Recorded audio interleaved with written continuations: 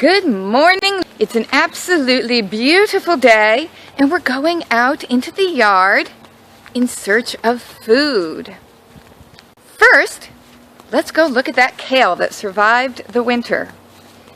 It seems to have fallen over. It has a big, long, flowering stem. And I know somebody's going to let me know that once kale flowers, it becomes poisonous and you can't eat the leaves anymore. Maybe I'll find that out for myself today because I'm going to eat those kale leaves. So we're climbing into the garden. There's our kale plant that has fallen over with its great big flowering thing.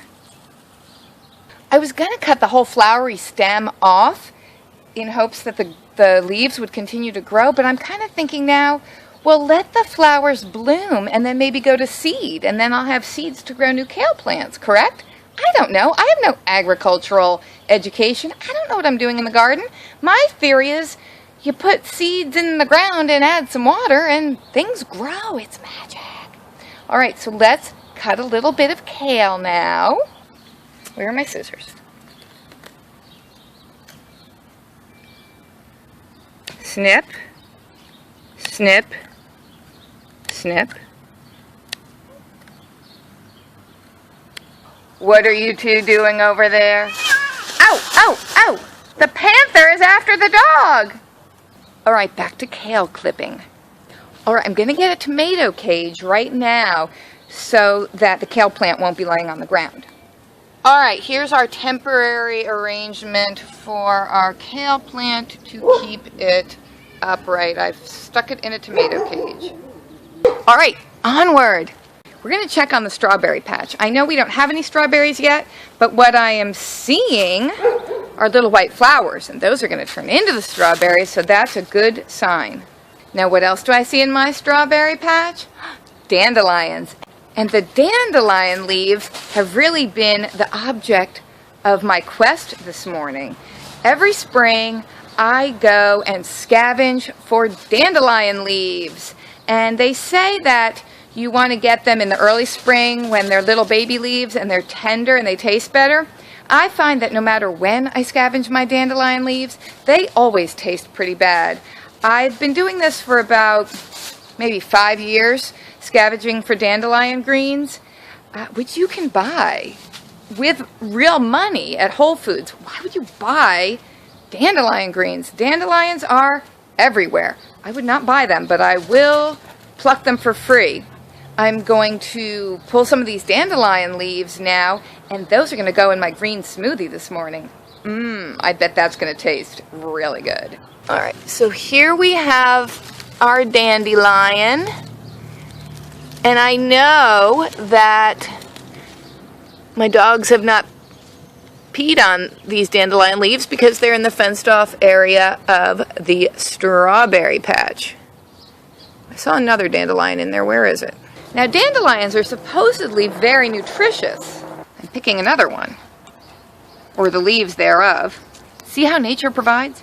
I've wanted for some time to get more into scavenging for, free food that's growing around. I've heard of people in Pennsylvania driving down the highway and being able to pick wild asparagus, which is amazing. I would love to do that. And of course, if you live in New England, like in your Maine or New Hampshire, for example, you can go walking through the woods or up a mountain in the summer and just be picking wild blueberries like crazy. Okay, so delicious dandelion leaves. If you've never had them, I don't know what to tell you. I'm not sure you should try them.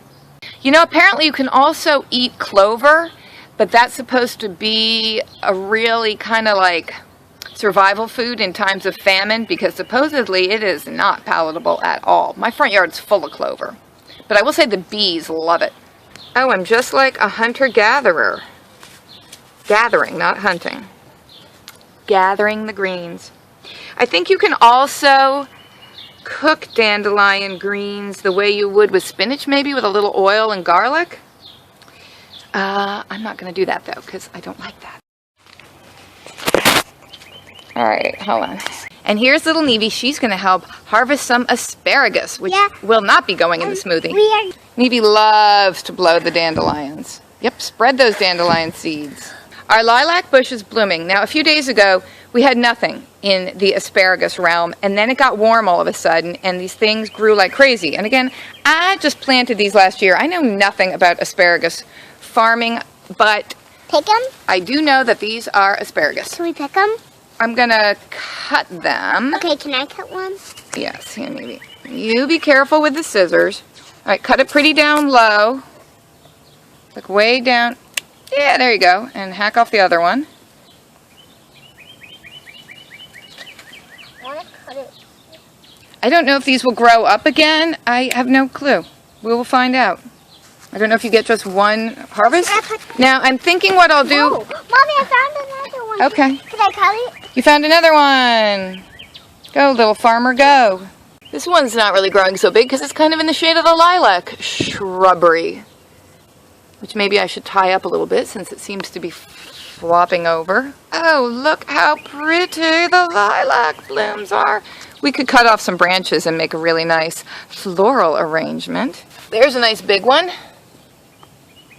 Here's a huge one growing next to our Montauk daisy and our other I'm going to cut it far down. lilac. Yep, cut it far down. I swear there was nothing here, and then in about 2 days, these things grew up. God, I mean, they're taller than Neve. That is even bigger than my head, than me. It is bigger than you. It's so amazing. big. All right, let's harvest it, because I don't know what we're doing here. Neve, my plan is I'm going to cook the tender asparagus tops for Frugal Daddy, because he loves asparagus, as do I, but I'm willing to sacrifice. And then I'm going to use the long, stalky, woody bits that most people wouldn't eat to try to make some asparagus soup.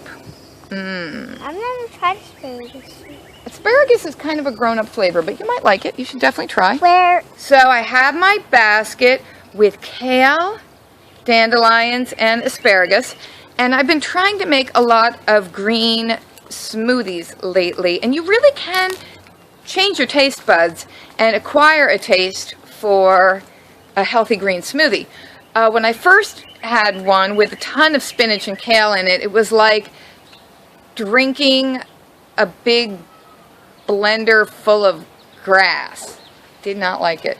But now I'm getting used to it, and I really don't even taste the greeniness. I taste the little hint of frozen banana and whatever other fruit I put in there, because yeah, I put fruit in there too. I'm not just blending up a bunch of green leaves and sucking that down. I can't do that. I can't. Don't make me, I can't.